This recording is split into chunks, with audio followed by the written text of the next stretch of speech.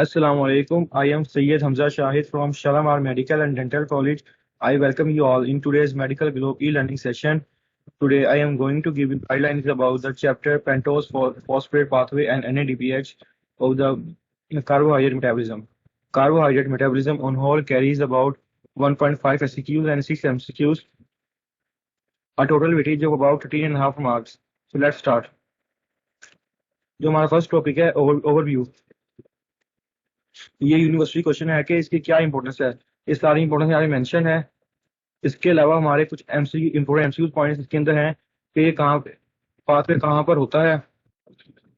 इसके अलावा पाथवे के अंदर क्या क्या कंज्यूम होता है और क्या क्या प्रोड्यूस होता है, और इसी तरह जो उसकी इंपॉर्टेंस है ये भी आपको एमसीक्यूज में आती है। इसके अलावा हमारा नेक्स्ट टॉपिक है इरिवर्सिबल ऑक्सीडेटिव रिएक्शन। इसी तरह आपको पता होना चाहिए एमसीक्यूज के लिए इंपॉर्टेंट है कि क्या प्रोड्यूस होता है इसके अंदर, इस इरिवर्सिबल ऑक्सीडेटिव रिएक्शन के अंदर। मैंने इस वीडियो में सारे जो इंपॉर्टेंट एमसीक्यूज पॉइंट्स हैं वो सारे हाईलाइट किए हुए हैं, आप देख सकते हैं यहाँ पे। इसी तरह हमारा नेक्स्ट है डिहाइड्रोजनेशन ऑफ ग्लूकोज 6 फॉस्फेट। ये हमारा यूनिवर्सिटी क्वेश्चन है कि जो एंजाइम है ग्लूकोज 6 फॉस्फेट डिहाइड्रोजनेस, ये क्या करता है, ये आपको पता होना चाहिए। ये आपका यूनिवर्सिटी क्वेश्चन आता है।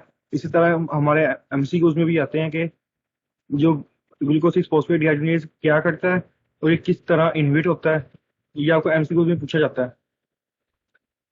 इसी तरह फिर हमारे जो मजीद क्वेश्चन आते हैं यहाँ पे, वो जैसे मैंने पहले बताया था कि आपको सारे जो एंजाइम्स इन्वॉल्व हैं उन सब का पता होना चाहिए कि वो एंजाइम के नेम क्या हैं, वो किसको किस में कन्वर्ट कर रहे हैं और वो किस तरह रेगुलेट होते हैं। इस तरह ये पॉइंट्स इंपॉर्टेंट है। ये मैं यहाँ मेंशन है कि एंजाइम किसको किस में कन्वर्ट कर रहे हैं।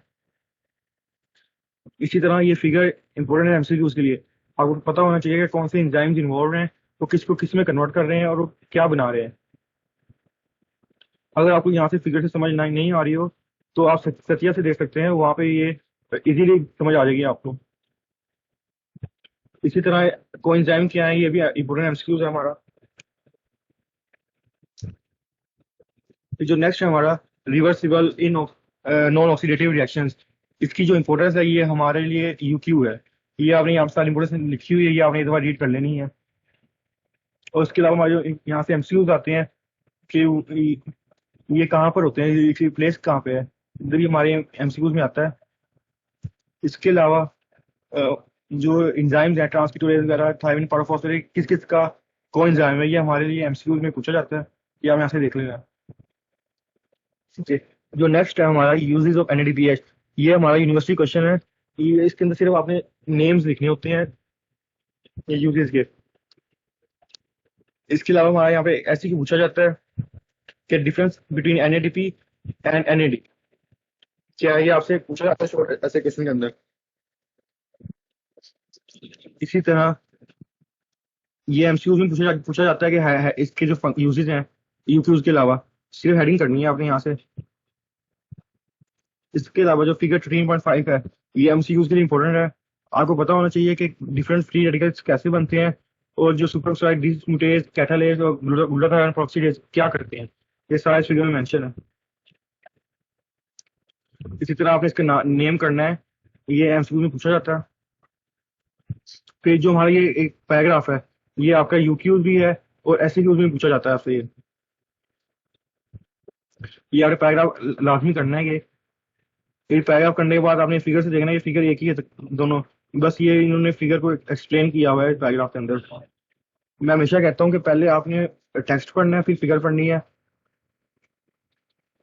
इस तरह आपको जो फिगर में जो कॉन्सेप्ट लिखा होगा वो आपको समझ आ जाएगा सही तरह।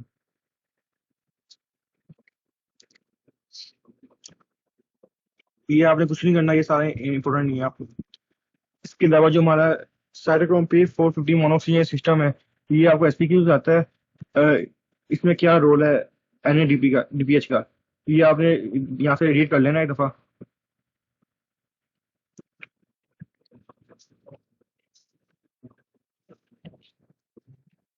इसी तरह phagocytosis by white blood cells, ये भी हमारा एसपीक्यूज भी आता है कि किस तरह होती है हमारी फैगोसाइटोसिस। इसके अलावा हमारे एमसीक्यूज भी यहाँ से आते हैं कि जो ऑक्सीजन इंडिपेंडेंट मैकेनिज्म है वो किस तरह होता है।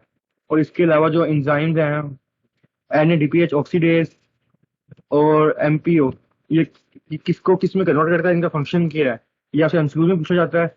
इसके अलावा अगर डेफिशिएंसी हो एनएडीपी ऑक्सीडेशन तो क्या होता है, तो ये आपके एमसीक्यू में पूछा जाता है। आपने पहले फिगर टेस्ट रीड करना है, उसके बाद ये फिगर देखनी है आपने।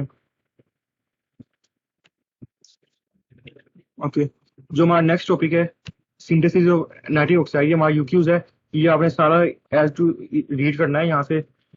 इसके अलावा ये आपसे एमसीक्यूज में पूछा जाता है कि इसके सबस्ट्रेट क्या होते हैं, इसके कोएंजाइम्स क्या हैं और प्रोडक्ट क्या है एंजाइम्स का नाइट्रिक ऑक्साइड सिंथेस का।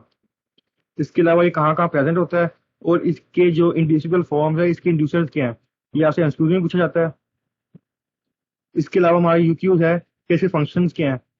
ये फंक्शन आपने सिर्फ इस फिगर 13.9 से कर देने हैं, यहाँ पे सारे मेंशन हुए हैं फंक्शन इसके, ये आपके बस सिर्फ आपने नेम याद रखनी है इसके। इसके अलावा आपसे एमसीक्यूज भी इंपॉर्टेंट है। तो यहाँ पे एक और एमसीक्यूज है कि जो actions of nitric oxide on muscular endothelium किस तरह होते हैं बाय एक्टिवेटिंग द गुआनिल साइकिल, ये आपका इंपॉर्टेंट एमसीक्यूज है।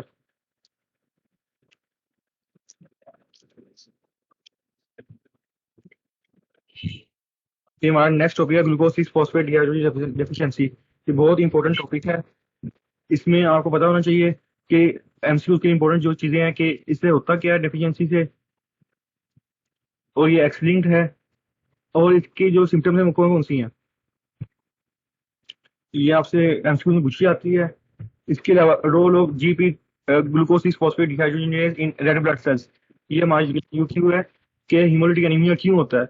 ये पीछे जो बायोलॉजिकल मैकेनिज्म है ये यहाँ पर सारा मेंशन है, ये आपने ये देखना है इस दफा। और ये एमसीक्यू से पूछा जाता है कि हैंड्स बॉडी इसकी डायग्नोस्टिक फीचर है।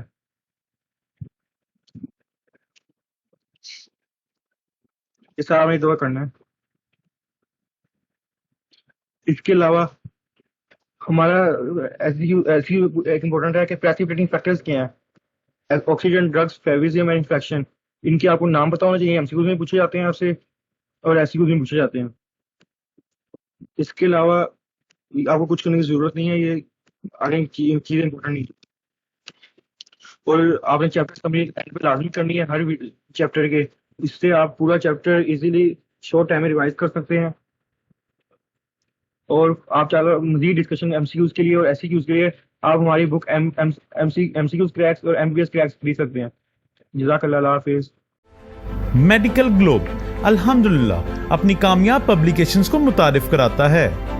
एमबीबीएस क्रैक्स, इसमें शामिल है हर सब्जेक्ट की chapter wise guidelines, solve past university questions, important viva questions, हर चैप्टर के इंपॉर्टेंट पर्ल पॉइंट्स, साथ ही साथ हिस्टोलॉजी के डायग्राम्स और हर सब्जेक्ट के ऑस्पी मॉडल्स और ऑस्पी स्टेशंस।